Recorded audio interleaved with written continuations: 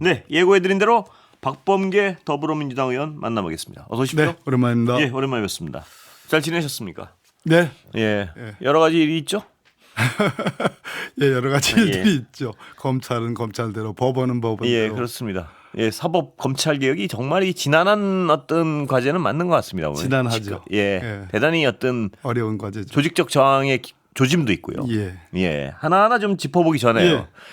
그 노상원 수첩 관련해 가지고 정청래 대표의 발언에 대한 송원석 원내대표의 발언 어떻게 보십니까? 그게 지금 짤이 쫙 예. 지금 이제 본인 거의 인정을 한 걸로 해석이 되던데요, 그 보니까. 태도와 그 앞에 앉았던 유상범 수석이 일어나서 나가는 그 과정까지를 합해보면 예.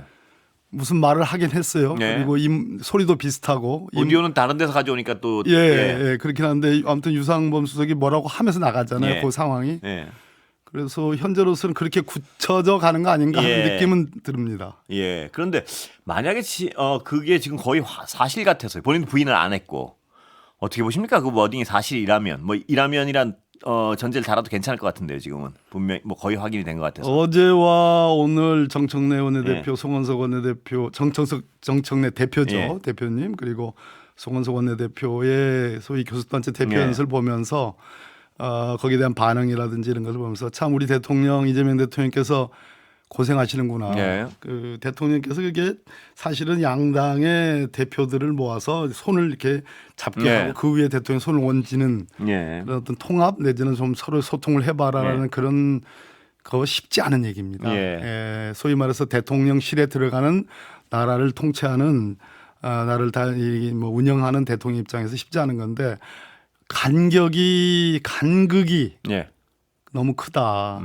예, 특히 12.3 내란을 극복하는 이 과정에 대한 오늘 우리가 해야 될 얘기지만 너무 간극이 크다. 그 속에서 송원석 원내대표의 발언 오늘 뭐 꼭 그 어제 정청래 대표의 발언에 대한 반응보다도 오늘 본인이 대표 연설을 할 때 했던 그 내용들을 보면 아주 뭐 삭막했습니다. 예. 저는 이 언론으로서 이렇게 관찰자 입장에서 보면 저래 가지고 어떤 민생 문제나요. 그런데도 협조가 되겠나 싶은 생각도 들던데요.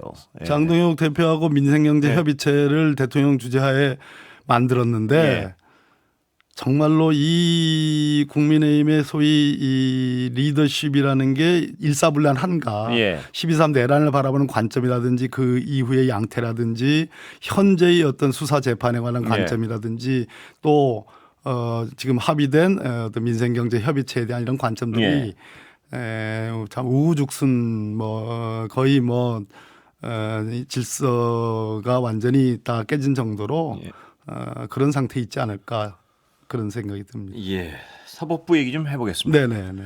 내란 특별재판부, 내란 전담재판부 어느 게 맞습니까? 지금 논의되고 있는 게요. 지금 법원에서 일선에서 전담재판부 제도를 운영하고 있죠. 서울중앙지법에 가면 뭐 선거재판 전담부, 무슨 뭐 부패전담 재판부 이런 것이 있으니까 제 생각에는 특별이라는 이름을 붙이는 것보다는 전담재판부가 나을 것 같습니다. 그쪽으로 갑니까? 어떻습니까 지금 당내 분위기? 명칭은 뭐 얼마든지 이제 법안 심사 과정에서 바꿀 수 있으니까요. 현재 내놓은 법안은 특별재판부로 되어 있습니다. 사법부 반발이 크죠 지금? 어떻습니까? 사법 반발이 없는 것도 이상하지요. 그 뭐 왜냐하면 그동안의 관성이라는 게 있고 소위 말해서 우리가 제가 이제 법원 행정처 입장이라는 걸 들었는데 여러 가지 뭐 삼권 분립에 대한 뭐 침해다, 사법부 독립에 대한 침해다 이런 등등의 말들이 있지만 그 안에서 제가 놀란 것은 정치적, 사회적 논란이 있을 때마다 특별재판부를 구성할 거냐 이런 표현, 정치적, 사회적 논란 이 표현을 보면서 정말로 우리 법원의 국민 감수성, 소위 이 12.3 내란 행위를 본 것에 대한 법적 감수성이 우리 법관들이 국민과는 너무나 큰 차이를 보이고 있다. 정치적, 사회적 아까 뭐라 그러셨죠? 정치적, 사회적 논란이 벌어졌다. 그러니까 내란 지금 이 재판을 논란으로 정도로 인식하고 있다는 얘기인가요? 그 더군다나 정치적 논란이다. 이거는 다시 상기합니다. 4월 4일 윤석열은 현직 대통령으로서 대한민국 헌법재판소에 의해서 8명의 전원 일치로 탄핵됐습니다. 이유는 내란 행위 때문에 탄핵됐습니다. 그것을 잊으면 안 됩니다. 이걸 논란으로 인식한다는 게 정말 놀라운데요. 그래서 제가 감수성이라는 예. 표현을 썼습니다. 그런데 말입니다. 법원의 입장에서는 우리가 정말 객관적으로 판단을 할 텐데 왜 특별재판부를 만드냐 뭐 이런 주장도 할 수도 있을 것 같은데요. 그러기 위해 제가 잘 이해가 안 되는 것은요. 그럼 국민들이 어떤 지대한 의구심을 가지고 있는 지기현 판사나 이런 분들 말입니다. 예. 그 문제 같은 거는 어떤 국민들의 비판에 전혀 귀를 기울이지 않으면서 그러니까 네. 재판부는 마음대로 갈 길을 가면서 맞습니다. 거기다가 어떤 그게 불안하니까 국민들이 그렇습니다. 국회에다가 그래서 이래가지고 되겠느냐 재판이 그렇습니다. 제대로 특별재판부라도 만들어야지. 그렇습니다. 이 여론은 또 반대하고 나선단 말이에요. 그렇습니다. 이게 무슨 앞뒤가 안 맞는 행동이 저는 바로 그거죠. 예. 우리가 지적하는 지기현 재판장의 소위 구속 취소 결정이라는 재판 행위, 재판 예. 결과에 대해서도 문제 제기를 하지만 예. 재판의 과정과 절차와 형식과 재판을 들여다보는 소위 이 시국적인 역사적인 의미에 대한 그분의 가벼움, 예. 존재의 가벼움에 대한 문제 제기거든요. 예.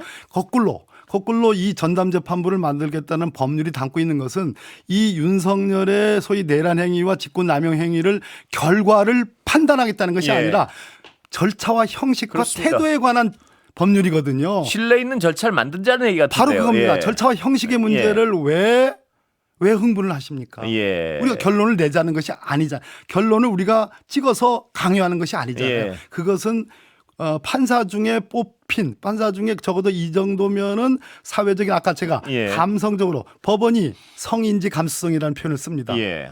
소위 성적 범죄에 그렇습니다. 대해서 예. 성인지 감수성은 소위 말해서 증거 능력과 증거의 취사 선택에 있어서 그 피해자분의 그 진술에 대한 고도의 높은 증명력을 예. 보장해 주는 예. 거거든요. 그런데 내란 재판에 있어서 내란 탄핵이 헌법재판소에서 소위 말해서 결론이 났어요. 예. 그럼 그것은 법원의 현저한 사실이에요. 들어보신 예. 말일 겁니다. 예. 법원이 알고 있는 내용이에요. 예. 그러나 그럼에도 불구하고 우리가 결론을 이 전담재판부에서 미리 내겠다는 것이 아니라 예. 내용이 아니라 형식과 절차와 태도에 관한 예.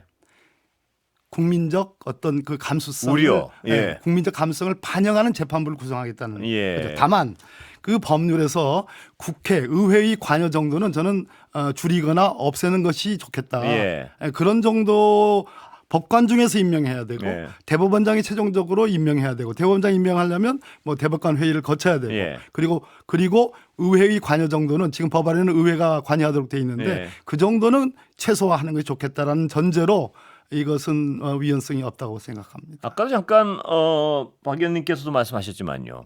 이게 법원이 국민적 비판을 조금이라도 인식하고 있다면 네. 예를 들어서 이런 어떤 반박을 하려면 네. 적어도 국민적 비판이 있는 부분에서 어떤 법원도 최소한의 성의를 보여줬으면 이런 정도로 여론이 높진 않을 텐데요. 맞습니다. 꼼짝을 안 했단 네, 말입니다. 그렇습니다. 내가 할 길 가겠다 그러고 국민적 비판에 눈을 감으면서 그렇습니다. 이 특별재판부나 어떤 사법부의 어떤 독립성만 주장하니까요. 그렇습니다. 국민들은 거기서 결코 동의할 수 없는 부분이 있습니다. 그런데 그렇습니다. 민주당 내에서도 이견이 왜 있습니까 보면? 뭐 솔직하게 얘기하죠. 예. 박혜승 의원님하고도 아까 국회 이제 야당 교섭단체 대표 연설 끝나고 나오면서 의사당을 나오면서 제가 여쭤봤습니다. 예. 그래서 이러이러하다 이런 얘기인데 박혜승 의원님도 예. 적어도 재판의 소위 엄정한 객관성, 예. 중립성, 그다음에 이 내란 재판에 대해서 예. 국민의 여망에 맞는 재판을 신속한 재판을 할 필요성 인정을 했어요. 예. 근데 박혜성 의원께서 지금 이런 전담재판부를 구성하는 법률에 대해서 걱정을 하는 건 맞습니다. 예. 그러나 제가 이렇게 얘기했습니다. 그렇다면은 법원 입장에서는 적어도 지금 우리 사회자께서 예. 말씀하신 것처럼 국민적 감수성이라는 측면에서 네. 국민들의 공감할 수 있는 그 법원. 네. 그 얘기는 법원의 어느 보수적인 대법원장이든 진보적인 대법원장이든 네. 어느 시대나 어느 시점이나 국민적 감수성에 적어도 부응하는 예. 좋은 재판 예. 또는 바른 재판을 하겠다라고 천명해 오지 않았습니까? 예. 그런 측면에서 이런 우려들을 반영하는 소위 절차와 형식에서 반영하는 그렇습니다. 어떤 재판부의 예. 개편이랄까? 예. 그런 것들은 나와야 되는 거 예. 아니겠습니까? 그 아무 행동을 안 하면서 하잖아요. 예. 네. 저도 잘 이해할 수가 없습니다. 그런데 법원장 회의 금요일 오후 2시죠. 네. 법원 행정처에서 전국 법원장 회의 있는데 이런 움직임은 어떻게 보십니까? 뭐 당연해요. 예, 예. 뭐 그 정도 목소리 낼 예. 거로 예상이 되고 또 그 안에서 갑론을박이 있을 네. 것이고 그러나 우리 대법원에서 저같이 진보주의자들은 소위 적극적 사법론, 사법행위를 통해서 국가 행정작용에 적극적으로 영향을 미치고 특히 인권 보장이라는 측면에서 그래야 해야 된다. 이런 주장을 많이 해왔는데 반면에 소위 소극적 사법 내지는 사법 자제론이라는 게 있었습니다. 그런데 우리가 역사적으로 이번 12.3 내란 행위에 대해서 아까 국민적 감수성 되겠지만 사법 자제론이 아니잖아요. 구속 취소로 적극적으로 석방했잖아요. 그렇습니다.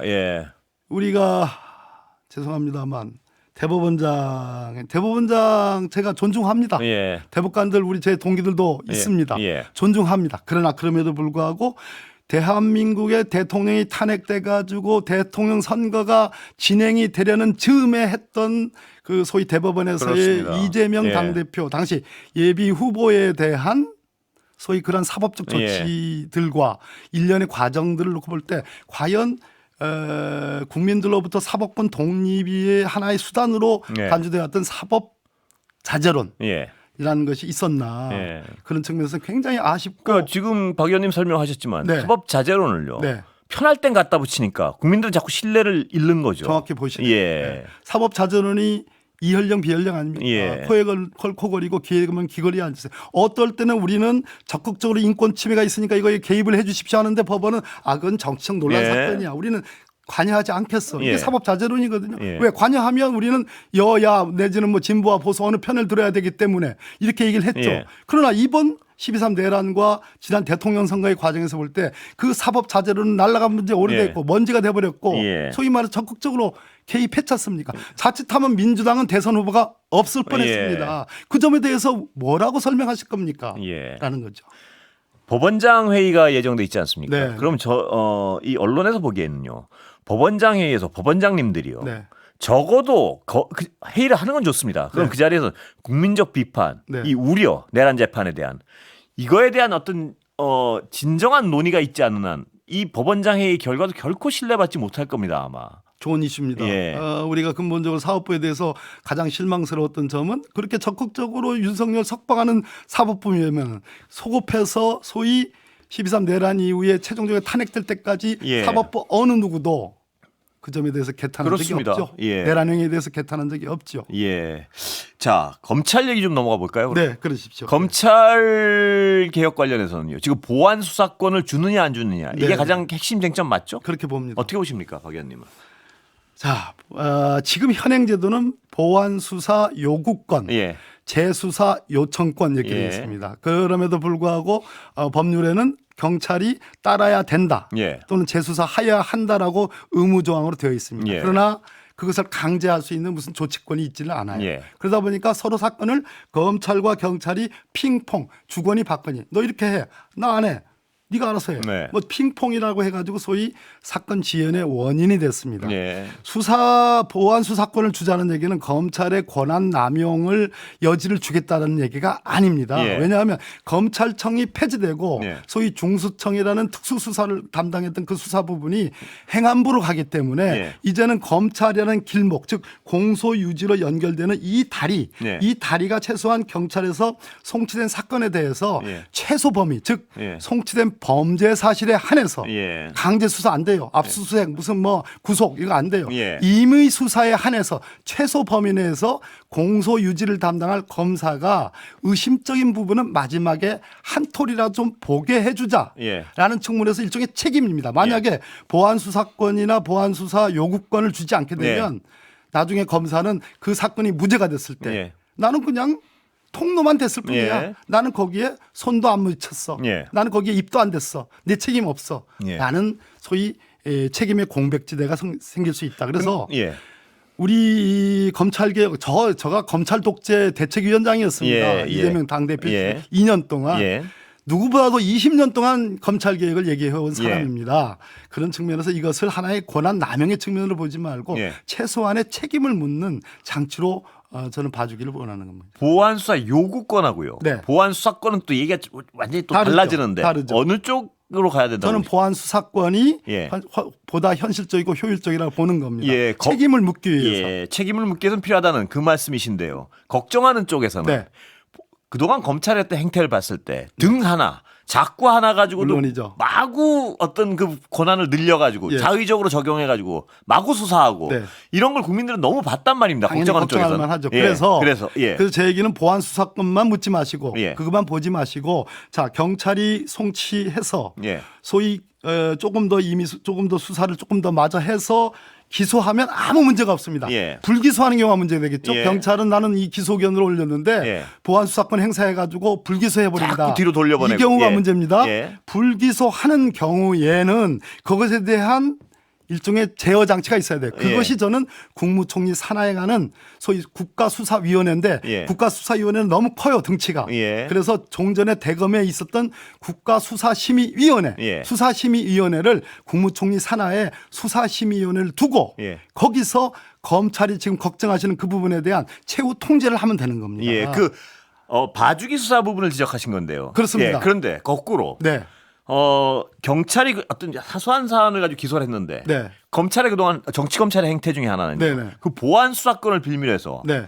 또 광범위한 수사하고 못하게 해야 되는 겁니다. 예. 당의 범죄 사실에 한해서 예. 절대적으로 이건 범죄 사실이 동일성이 있습니다. 해서 예, 예, 예. A를 보냈는데 그렇죠. B까지 예. 이건 못하게 해야 되는 겁니다. 예. 오로지 A에 한해서 강제 수사 없이 압수수색 구속 없이 임의 수사에 한해서 예. 그리고 기소하는 경우 아까 말했죠. 불기소하는 경우는 이거 봐줘? 그런 경우는 총리 산하의 예. 수사심의위원회로 가서 최종적인 통제를 한다. 제가 이 우려하는 쪽의 입장을 이렇게 여쭤보는 이유가 하도 어떤 그동안의 여러 가지 과정을 봐서 그렇습니다. 그런데 검찰이 그동안 이 법의 취지나 그건 충분히 알겠는데 네. 그동안은 하나의 작구를 과잉 해석하고 네. 이래가지고 어떤 틀고 네. 본질을 네. 이런 것도 많이 보셨지 않습니까? 봤죠. 예. 예. 그러니까 그런 어떤 작구 그런 법 기술로 또 네. 자신의 어떤 권한을 유지하는 데 사용하지 않을까 뭐 이런 걱정들인 것 같습니다 보면. 예. 그거는 윤석열 정부 때의 우리가 갖고 있는 트라우마입니다. 예. 이 정부는 어떤 정부인지. 아니, 이 정부가 지나고 또 언젠가 정권이 바뀔 수도 있어 검찰은 다시 또 그 일을 할 수도 있지 않습니까? 이렇게 얘기하면 예. 우리가 또 영구 집권해야 된다 예, 이런 예. 얘기를 해야 된다는 게 아니라 예. 저는 적어도 제가 말씀드린 이 시스템에서 이재명 국민 주권 정부에서 이 제도가 정착되고 있다라는 모범을 보이게 되면 이것은 다시 돌아가기 어려운 것이다. 예. 정권을 지금으로부터 4년 뒤에 4년 반 뒤에 어떻게 되는지 모르겠으나 제가 이걸 좀 집요하게 여쭤봐서 걱정하는 분들이 많아서요. 집요하게 여쭤볼 수밖에 없는데 우리는 그걸 보지 않았습니까? 윤석열 정부에서 얼마나 역사가 금방 쉽게 돌아가는지를 봤죠. 예, 그래서 걱정을 하는 그 거 점에 아니에요? 대한 정권에 대한 영속성에 대해서는 우리가 끊임없이 지켜야 될 시간이 다 사명입니다. 됐습니다. 여기까지 듣겠습니다. 좋은 토론이었습니다. 예, 감사합니다. 네, 감사합니다. 박범계 더불어민주당 의원 모셨습니다.